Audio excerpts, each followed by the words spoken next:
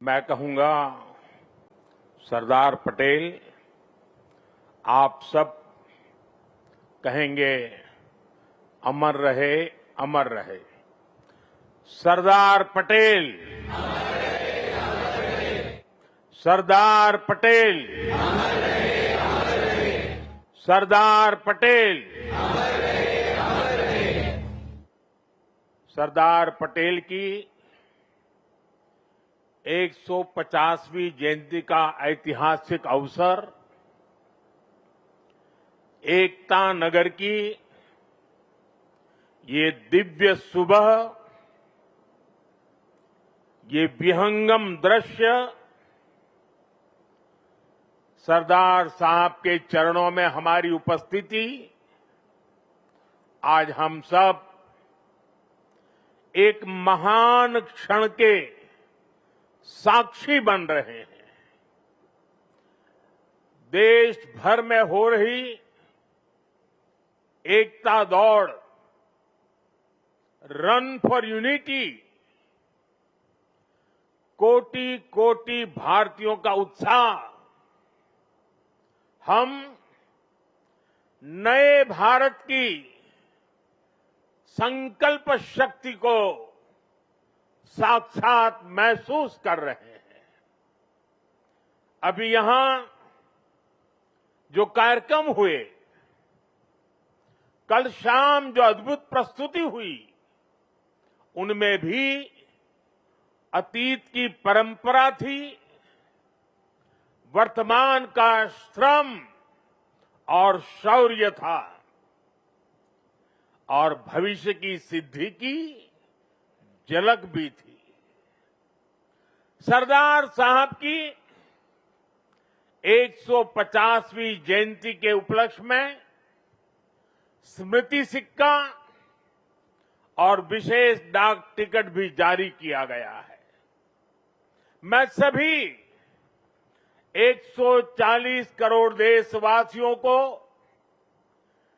सरदार साहब की जयंती की, राष्ट्रीय एकता दिवस की बहुत बहुत बधाई देता हूं, अनेक अनेक शुभकामनाएं देता हूं। साथियों, सरदार पटेल मानते थे कि इतिहास लिखने में समय नहीं गंवाना चाहिए, हमें तो इतिहास बनाने के लिए मेहनत करनी चाहिए। उनकी ये भावना हमें उनकी जीवन गाथा में दिखाई देती है। सरदार साहब ने जो नीतियां बनाई, जो निर्णय लिए, उन्होंने नया इतिहास रचा, नया इतिहास बनाया। आजादी के बाद 550 से ज्यादा रियासतों को एक साथ जोड़ने का असंभव कार्य को उन्होंने संभव करके दिखा दिया। एक भारत श्रेष्ठ भारत का विचार उनके लिए सर्वोपरि था। इसलिए आज सरदार पटेल की जयंती का दिन स्वाभाविक रूप से राष्ट्रीय एकता का महापर्व बन गया है। जिस तरह हम 140 करोड़ देशवासी 15 अगस्त को स्वतंत्रता दिवस मनाते हैं, 26 जनवरी को गणतंत्र दिवस मनाते हैं, वैसे ही एकता दिवस का महत्व हमारे लिए प्रेरणा की पल है, गर्व की पल है। आज करोड़ों लोगों ने एकता की शपथ ली है।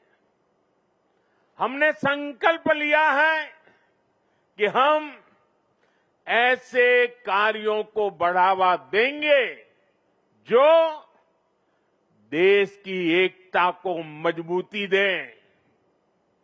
यहां एकता नगर में ही एकता मॉल, एकता गार्डन, एकता के सूत्र को सशक्त करते दिखते हैं।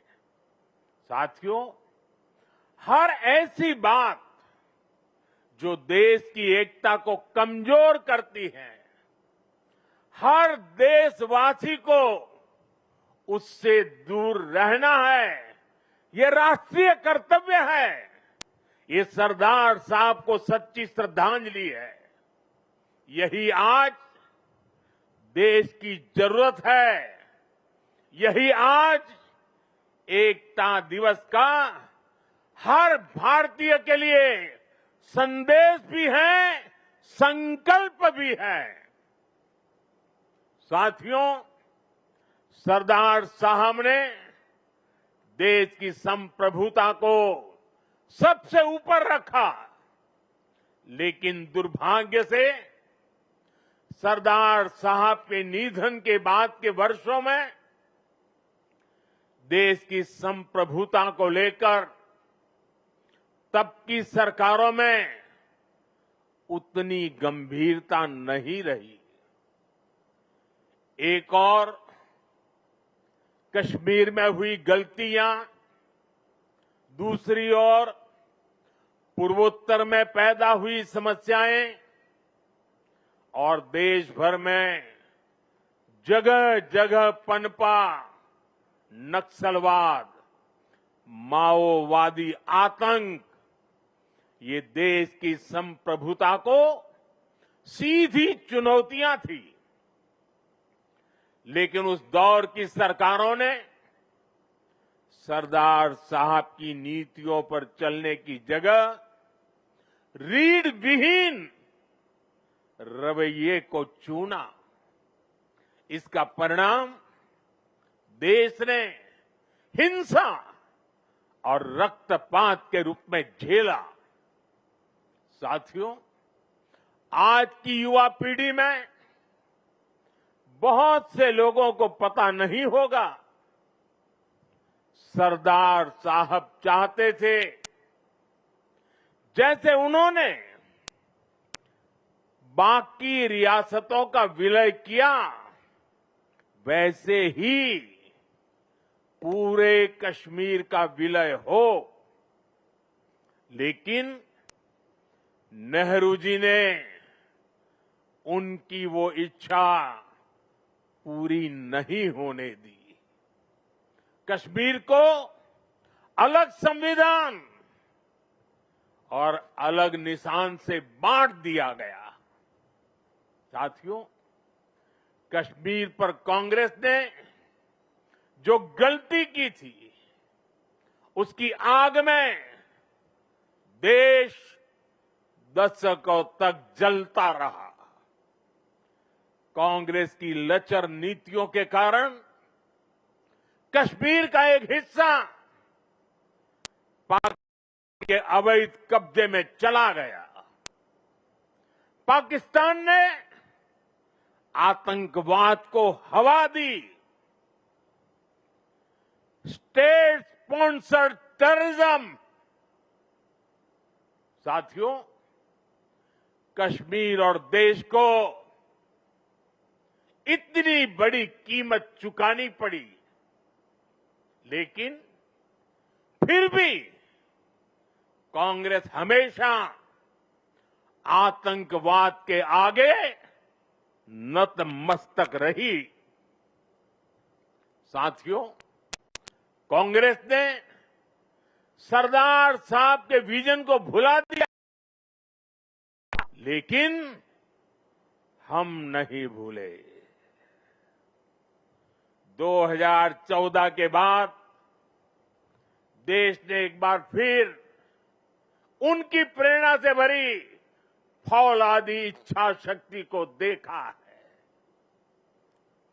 आज कश्मीर आज कश्मीर आर्टिकल 370 की जंजीरों को तोड़कर पूरी तरह मुख्य धारा से जुड़ चुका है।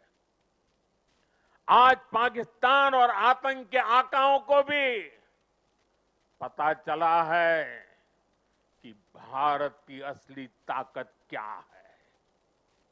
ऑपरेशन सिंदूर में पूरी दुनिया ने देखा है, आज अगर कोई भारत पर आंख उठाता है तो भारत घर में घुसकर मारता है।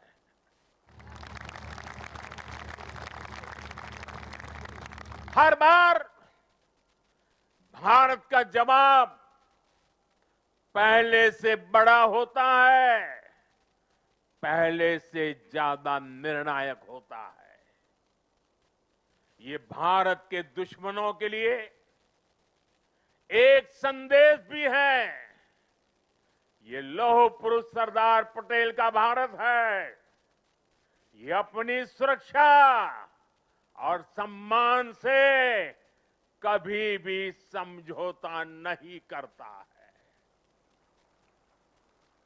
साथियों, राष्ट्रीय सुरक्षा को लेकर पिछले 11 साल में भारत की सबसे बड़ी सफलता है नक्सलवाद, माओवादी आतंक की कमर तोड़ना। 2014 से पहले हमारे देश में हालत ऐसी थी कि देश के भीतर, देश के बीचों बीच नक्सली माओवादी अपनी हुकूमत चलाते थे। नक्सली क्षेत्रों में देश का संविधान नहीं चलता था।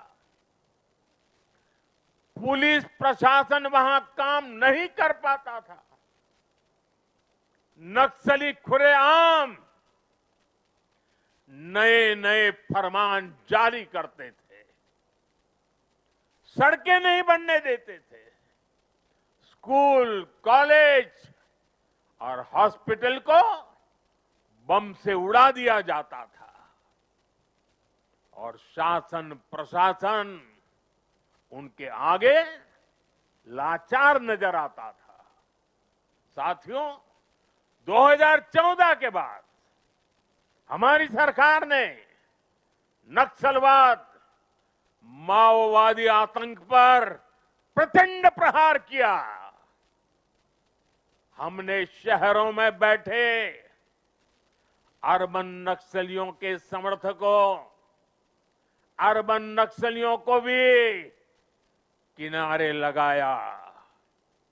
हमने वैचारिक लड़ाई भी जीती और नक्सलियों के गढ़ में जाकर उनसे मोर्चा लिया।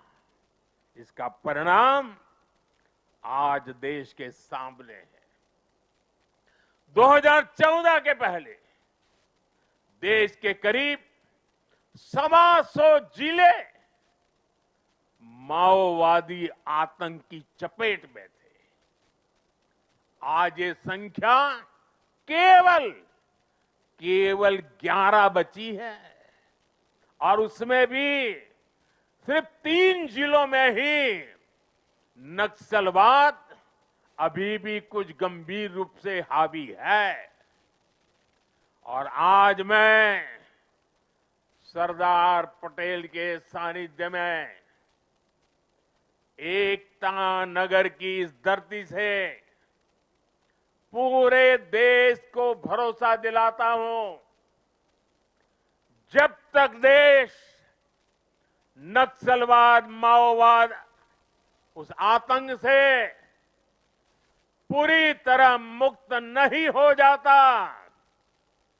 हम रुकने वाले नहीं हैं, चैन से बैठने वाले नहीं हैं।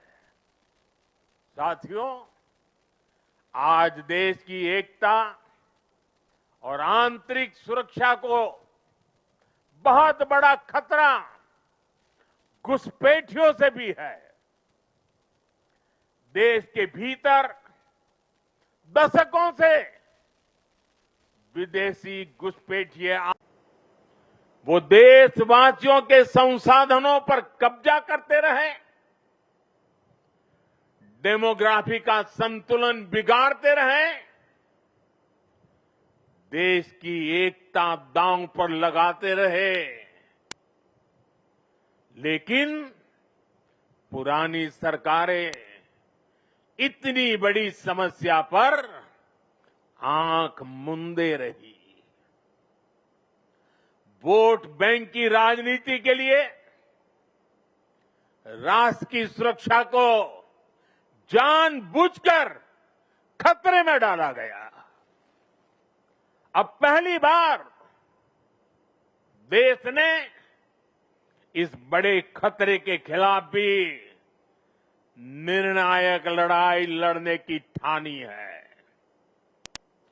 लाल किले से मैंने डेमोग्राफी मिशन का ऐलान किया है, लेकिन साथियों, अब आज जब हम इस विषय को गंभीरता से उठा रहे हैं, तो कुछ लोग देश हित से ज्यादा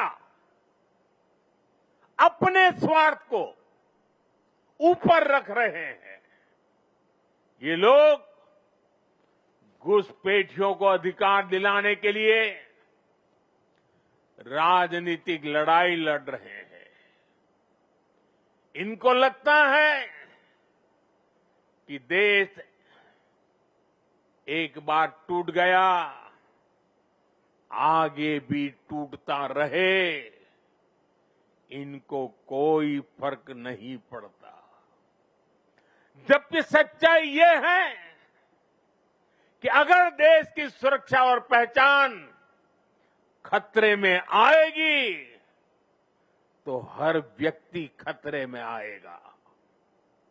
इसलिए हमें आज राष्ट्रीय एकता दिवस पर फिर से संकल्प लेना है। हम भारत में रह रहे हर घुसपैठिए को बाहर निकाल करके ही रहेंगे। साथियों, जब हम लोकतंत्र में राष्ट्रीय एकता की बात करते हैं, तो इसका एक स्वरूप ये भी है कि हम विचारों की विविधता का सम्मान करें। लोकतंत्र में मतभेद स्वीकार्य है, मनभेद नहीं होना चाहिए। लेकिन विडंबना देखिए, आजादी के बाद जिन लोगों को देश ने दायित्व सौंपा, उन्हीं लोगों ने वी द पीपल की स्पिरिट की हत्या करने का प्रयास किया।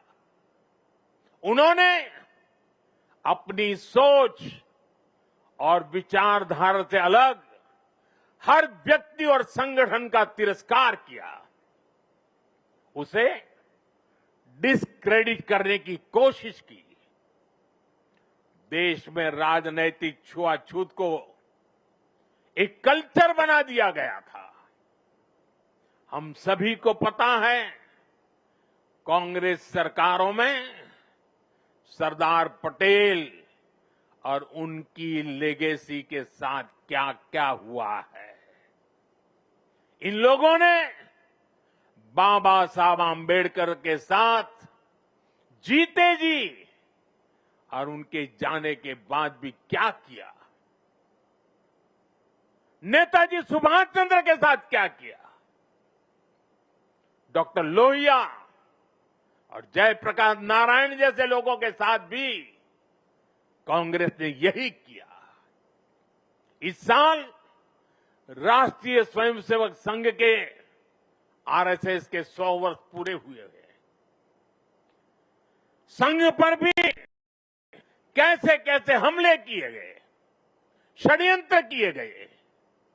एक पार्टी एक परिवार षड्यंत्र किए गए। एक पार्टी, एक परिवार के बाहर हर व्यक्ति और हर विचार को अछूत बनाने की भरसक कोशिश हुई। भाइयों और बहनों, हमें गर्व है कि हमने देश को बांटने वाली इस राजनीतिक छुआछूत को खत्म किया है। हमने सरदार पटेल की स्टैच्यू ऑफ यूनिटी बनाई। हमने बाबा साहब के पंच तीर्थ बनवाए। दिल्ली में बाबा साहब का घर, उनका महापरिनिर्वाण स्थल कांग्रेस के दौर में उपेक्षा की वजह से दुर्दशा का शिकार था। हमने उस पवित्र स्थल को ऐतिहासिक मेमोरियल में बदला है। कांग्रेस के समय में सिर्फ एक पूर्व प्रधानमंत्री के नाम पर म्यूजियम था।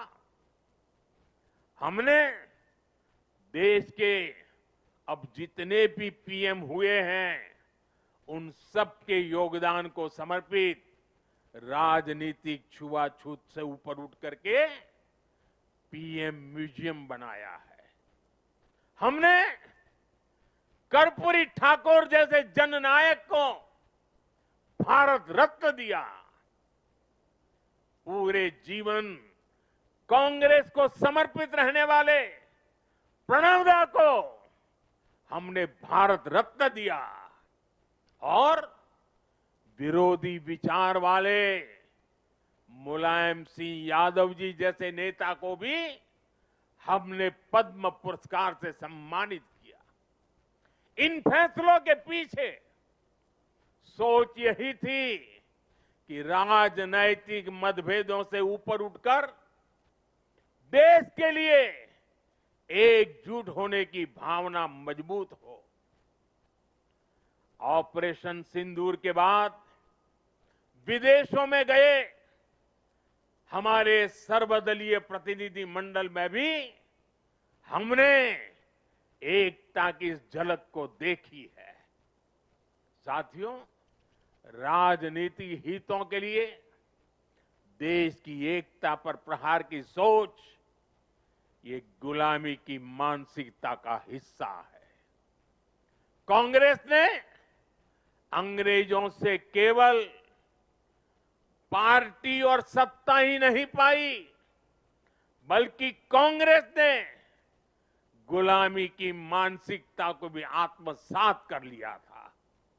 आप देखिए, अभी कुछ दिन बाद ही हमारे राष्ट्रगीत वंदे मातरम के 150 साल होने जा रहे हैं। 1905 में जब अंग्रेजों ने बंगाल का विभाजन किया, उसके प्रतिरोध में वंदे मातरम हर देशवासी का स्वर बन गया था। वंदे मातरम देश की एकता और एकजुटता की आवाज बन गया था। अंग्रेजों ने वंदे मातरम बोलने की बात तक बैन लगाने की कोशिश की थी। अंग्रेज इस कोशिश में कभी भी कामयाब नहीं हो पाए। कई हिंदुस्तान के कोने कोने से वंदे मातरम का नारा गुंजता ही रहा। लेकिन जो काम अंग्रेज नहीं कर पाए, वो काम कांग्रेस ने कर दिया। कांग्रेस ने मजहबी आधार पर वंदे मातरम के एक हिस्से को ही हटा दिया। यानी कांग्रेस ने समाज को भी बांटा और अंग्रेजों के एजेंडे को भी आगे बढ़ाया। और मैं आज एक बात बहुत जिम्मेदारी से कह रहा हूं, जिस दिन कांग्रेस ने वंदे मातरम को तोड़ने का, काटने का, विभाजित करने का फैसला लिया था, उसी दिन कांग्रेस ने भारत के विभाजन की नींव डाल दी थी। कांग्रेस ने वो पाप नहीं किया होता तो आज भारत की तस्वीर कुछ और होती।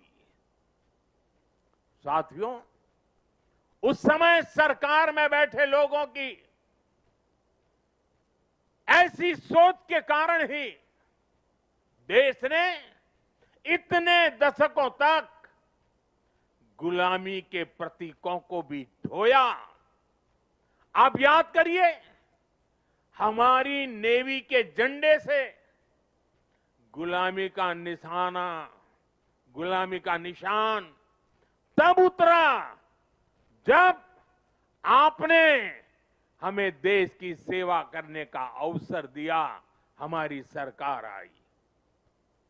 राजपथ कर्तव्य पथ तब बना जब हमने ये बदलाव किया। आजादी की लड़ाई में क्रांतिकारियों के बलिदानों का स्थान अंडमान की सेल्यूलर जेल, उसे राष्ट्रीय स्मारक का दर्जा तब मिल पाया था जब मोरारजी भाई देसाई की सरकार आई थी। अंडमान के द्वीपों के नाम कुछ समय पहले तक अंग्रेजों के नाम पर ही थे। हमने ये नाम नेताजी सुभाष के नाम पर रखे। कई द्वीपों को परमवीर चक्र विजेताओं का नाम दिया। इंडिया गेट पर भी हमने नेताजी सुभाष की प्रतिमा लगाई। साथियों, देश की सुरक्षा में शहीद हुए जवानों तक को गुलामी की मानसिकता के कारण सही सम्मान नहीं मिलता था। हमने नेशनल वॉर मेमोरियल की स्थापना कर उन स्मृतियों को अमर बनाया। देश की आंतरिक सुरक्षा में भी 36,000 जवानों ने, ये हमारे पुलिस बेड़े के जवानों ने, देश को पता तक नहीं है, ये पुलिस बेड़े के ये खाकी वर्दीधारी लोगों ने 36,000 जवानों की शहादत हुई है। 36,000 शहीद होना ये आंकड़ा छोटा नहीं है। हमारी police, BSF, ITBP, CISF, CRPF, हमारे सभी अर्धसैनिक बल, इनके शौर्य को भी सम्मान से वंचित रखा गया। ये हमारी सरकार है जिसने पुलिस मेमोरियल बनाकर उन शहीदों को सम्मान दिया। मैं आज सरदार पटेल के चरणों में खड़े होकर के मैं देश भर में जिन जिन लोगों ने पुलिस बेड़े में रह करके सेवाएं की हैं, जो जो लोग आज पुलिस बेड़े में रह करके देश की सेवा कर रहे हैं, मैं सरदार पटेल के चरणों में खड़े रह करके आज मैं उनको सैल्यूट करता हूं। मैं उनका गौरव करता हूं, मैं उनका सम्मान करता हूं। आज देश गुलामी की मानसिकता के हर निशान को हटा रहा है। देश के लिए बलिदान देने वाले लोगों को सम्मान देकर हम राष्ट्र प्रथम की भावना को मजबूत बना रहे हैं। मेरे प्यारे देशवासियों, एकता राष्ट्र और समाज के अस्तित्व का आधार होती है। जब तक समाज में एकता है, राष्ट्र की अखंडता सुरक्षित है। इसलिए विकसित भारत के लक्ष्य तक पहुंचने के लिए हमें देश की एकता तोड़ने वाले हर षड्यंत्र को विफल बनाना होगा, एकता की ताकत से विफल बनाना होगा। इसलिए आज देश राष्ट्रीय एकता के हर मोर्चे पर निरंतर काम कर रहा है। भारत की एकता के इस अनुष्ठान के 4 आधार स्तंभ हैं। एकता का पहला स्तंभ है सांस्कृतिक एकता। ये भारत की संस्कृति है जिसने हजारों वर्षों से राजनैतिक हालातों से अलग भारत को एक राष्ट्र के रूप में अमर रखा है। हमारे 12 ज्योतिर्लिंग, 7 पुरियां, 4 धाम, 50 से अधिक शक्तिपीठ, तीर्थ यात्राओं की परंपरा, ये वो प्राण ऊर्जा है जो भारत को एक चैतन्य राष्ट्र बनाती है। इसी परंपरा को आज हम सौराष्ट्र तमिल संगमम और काशी तमिल संगमम जैसे आयोजनों के जरिए आगे बढ़ा रहे हैं। हम अंतर्राष्ट्रीय योग दिवस के जरिए भारत के महान योग विज्ञान को नई पहचान दिला रहे हैं। हमारा योग आज लोगों को जोड़ने का माध्यम बन रहा है। साथियों, हमारी एकता का दूसरा स्तंभ है भाषाई एकता। भारत की सैकड़ों भाषाएं और डायलेक्ट्स, बोलियां, ये भारत की खुली और रचनात्मक सोच का प्रतीक है। क्योंकि हमारे यहां किसी समाज ने, सत्ता ने या संप्रदाय ने कभी भी भाषा को अपना हथियार नहीं बनाया। एक भाषा को थोपने का प्रयास नहीं हुआ। तभी भारत भाषाई विविधता की दृष्टि से विश्व का इतना समृद्ध राष्ट्र बना है। हमारी भाषाओं ने संगीत के अलग अलग सुरों की तरह हमारी पहचान को सशक्त बनाया है। इसलिए साथियों, हम हर भाषा को राष्ट्रीय भाषा मानते हैं। हम गर्व से कहते हैं कि भारत के पास तमिल जैसी दुनिया की सबसे पुरानी भाषा है और हमें इसका गर्व है। हमारे पास संस्कृत जैसी ज्ञान की धरोहर है। इसी तरह हर भारतीय भाषा की अपनी खूबी है, अपनी साहित्यिक और सांस्कृतिक पूंजी है। हम हर भारतीय भाषा को प्रमोट कर रहे हैं, करें और आगे बढ़े। भारत के लोग देश की दूसरी भाषाओं को भी जानें, उनसे सीखें। भाषाएं हमारी एकता की सूत्रधार बने।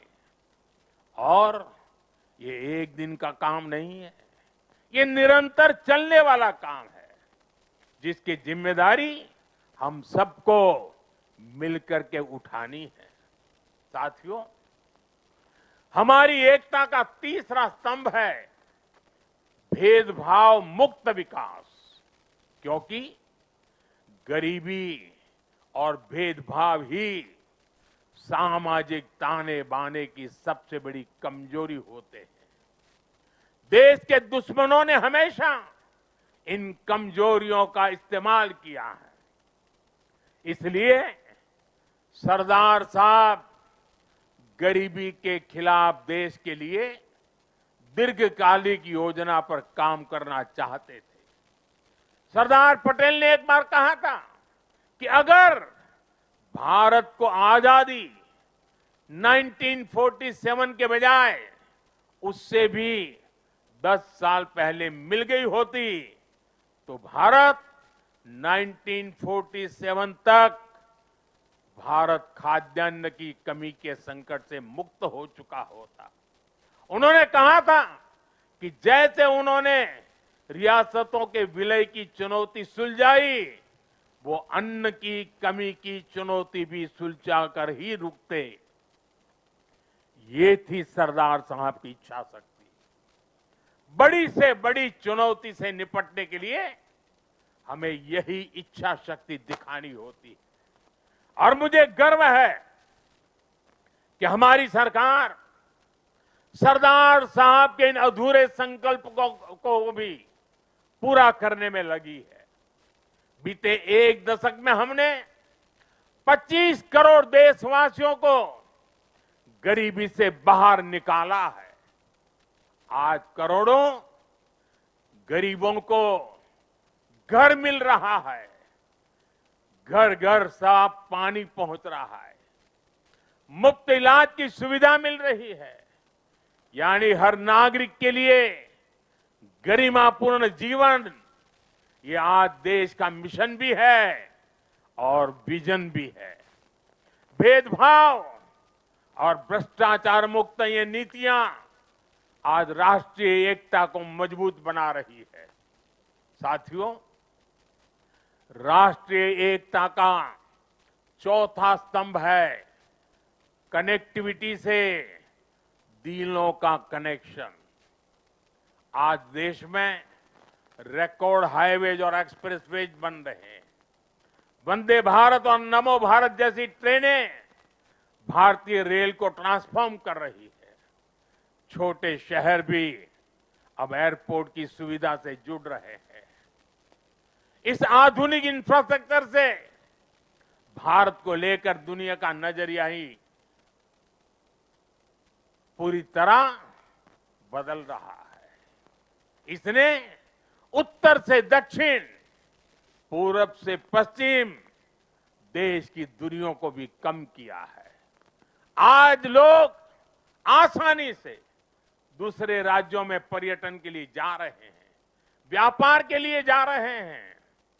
ये पीपल टू पीपल कनेक्ट और कल्चरल एक्सचेंज, उसका एक नया दौर है जो राष्ट्रीय एकता को बल दे रहा है।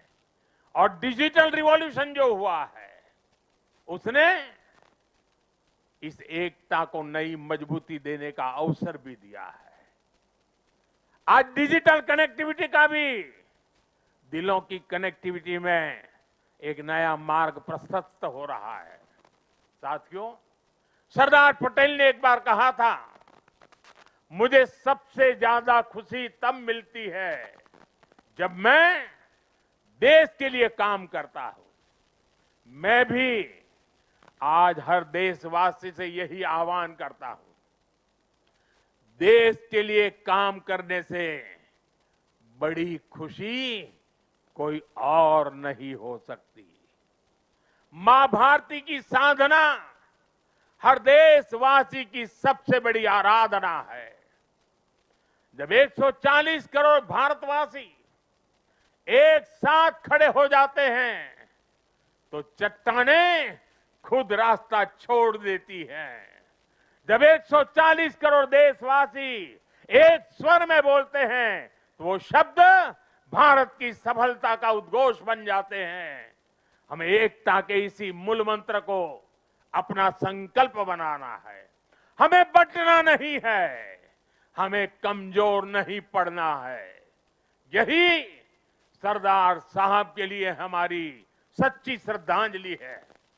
मुझे विश्वास है हम सब साथ मिलकर एक भारत श्रेष्ठ भारत के संकल्प को मजबूती देंगे। हम साथ मिलकर विकसित भारत और आत्मनिर्भर भारत के सपने को पूरा करेंगे। इसी भाव के साथ मैं एक बार फिर सरदार साहब के चरणों में श्रद्धांजलि देता हूं। मेरे साथ बोलिए, भारत माता की आवाज देश के हर कोने में पहुंचनी चाहिए। साथियों, भारत माता की, भारत माता की। भारत माता की वंदे वंदे वंदे वंदे वंदे वंदे वंदे